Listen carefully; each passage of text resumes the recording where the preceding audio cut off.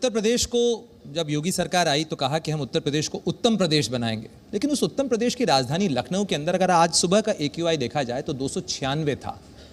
उत्तर प्रदेश की राजधानी के अंदर, दिल्ली का तो चलिए समझ में आता है, जो भौगोलिक स्थिति ऐसी है आसपास के लिए कहा जा सकता है, उत्तर प्रदेश में अचानक से लखनऊ के अंदर इतना ज़्यादा AQI क्यों बढ़ता जा रहा है?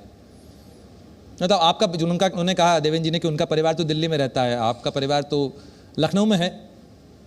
देखिए, उत्तर प्रदेश में बहुत बदलाव हुआ है।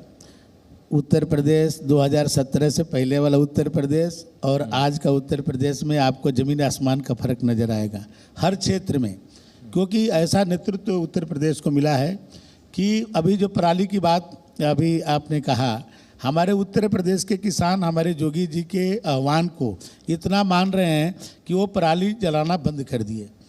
तो ये नेता कैसा है ये इस पर निर्भर करता है। अपने देश में एक बार इसी तरह से अन्न का संकट आया था, लेकिन लाल बहादुर शास्त्री जी ने उस समय कहा था कि एक दिन का भोजन हम नहीं करेंगे एक टाइम का, लेकिन अपने देश को हम खाद्यान्न से भर देंगे, और देश की जनता ने उसको स्वीकार किया।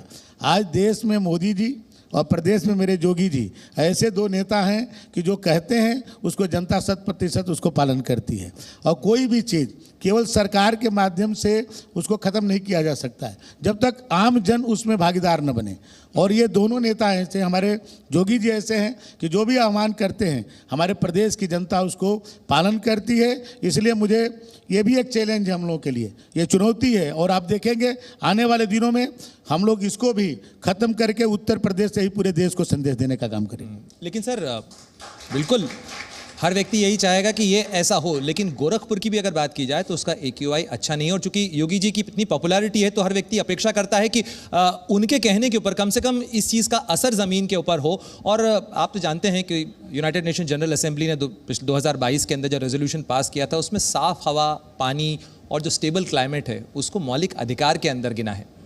देखिए, आप कहते हैं कि नहीं, आज जनता, पहले आप देखते उत्तर प्रदेश में क्या होता था कि सरकारी वाहनों को लोग तोड़ देते थे, धरना प्रदर्शन करते थे, कितना करते थे। आज उत्तर प्रदेश में कोई कर रहा है क्या? क्योंकि योगी जी ने कहा, सबने उसको स्वीकार कर लिया। आप देखिए, अभी एक समस्या आई है, ये हवा है, इसको हम लोग बांध नहीं सकते हैं।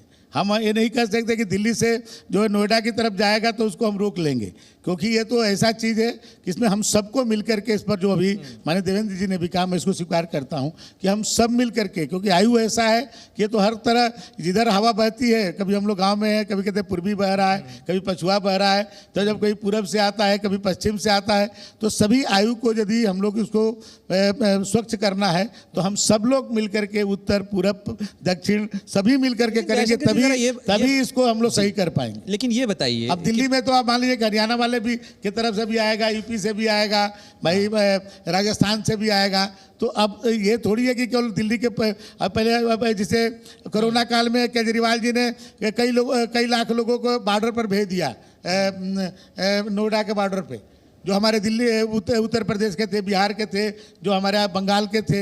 अब हम लोगों ने 14,500 बसें लगा करके हम लोग उनको घर तक सुरक्षित पहुंचाने का काम किए। अब आयु तो ऐसा नहीं है कि उसको रोक लेंगे, उसको कंट्रोल कर लेंगे, कि जो दिल्ली से प्रदूषित होकर के नोएडा और गाजियाबाद में जा रही है तो हम कैसे रोक पाएंगे। इसलिए हम तो इसको जन जागरण करेंगे, सबको इसके लिए सचेत करेंगे, और कर रहे हैं। आप देखें, हमारे आपने भी सिगरेट की बात कही, हमारे मोदी जी ने आज से पहले 1 मई 2016 को जो उज्ज्वला योजना उन्होंने जो लॉन्च किया, हमारे बलिया से लॉन्च किया था, मैं वहाँ से ही विधायक हूँ, और उस समय मोदी जी ने कहा था कि एक दिन में लकड़ी से जो खाना बनाने में जितना धुआं निकलता है, उतने 100 सिगरेट पीने के बाद जो अंदर धुआं जाता है, वो हमारी माताएं बहनों को उतना जो है उनके अंदर सिगरेट का वो जाता है, 100 सिगरेट के बराबर। तो उन्होंने सभी माताएं बहनों को 13 करोड़ से ज़्यादा आज जो गरीब माताएं बहनें, उनके घरों में भी गैस का चूल्हा दिया और कनेक्शन दिया, फ्री में दिया। तो आज कितना बड़ा कंट्रोल करने का काम किया मोदी जी ने, पहले इसको सोच लिए थे। तो ऐसा नहीं है, हमारे नेता इसको पहले से पूर्व से सोचते हैं कि देश में आने वाले में कौन सी समस्या आने वाली है।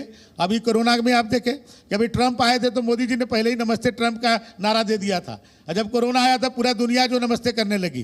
तो हमारा नेता जो है अनुभवी है, देश की समस्याओं को भी समझते हैं। आप देखेंगे कि इसको भी चुनौती के रूप में लेंगे और इसको ठीक करके दिखाएंगे। बिल्कुल, और करना ही चाहिए दयाशंकर जी, क्योंकि एनजीटी ने इस बात पर चिंता जताई है कि Uttar Pradesh pollution control board में 40% पद खाली पड़े हुए हैं और ये माना जा रहा है कि इसके नॉन इम्प्लीमेंटेशन में, और खासतौर पर गाजियाबाद और एनसीआर के इलाके के अंदर पद ज़्यादा खाली पड़े हुए हैं।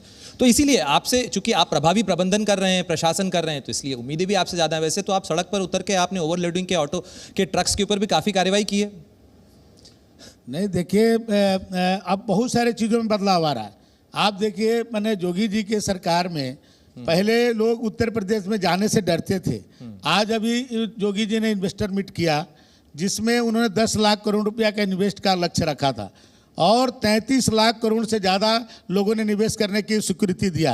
और केवल देश के ही नहीं, बड़े बड़े देश के उद्योगपति भी और दुनिया के भी 16 देशों के लोग जो है आज उत्तर प्रदेश में निवेश की उन्होंने जो है इच्छा व्यक्त की।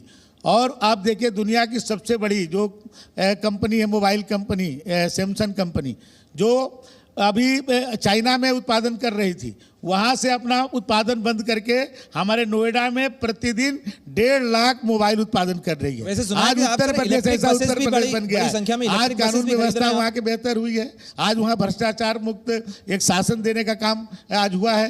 तो आज हर क्षेत्र में आज उत्तर प्रदेश, मैं वही कह रहा हूँ, सुना है आपने इलेक्ट्रिक बसेस भी बड़े पैमाने पे आप खरीद रहे हैं और अयोध्या में जो राम जन्मभूमि, मैंने भी आपको बताया कि 17 महानगरों में हमारे जो है करीब 1200 बसें हमारी चल रही इलेक्ट्रिक बसें, और अभी हम लोग जो है 3000 बसें अभी इलेक्ट्रिक लेने जा रहे हैं, जो इंटर सिटी बसें चलाने जा रहे हैं। 350 बसों को हमने भी टेंडर किया है, जो बड़ी बसें, अभी तो ये छोटी बसें हम लोग चलाते थे, अब हम लोग जो है 52 सीटर जो है 12 मीटर वाली बसें हैं, उसको भी इलेक्ट्रिक में हम लोग ले रहे हैं।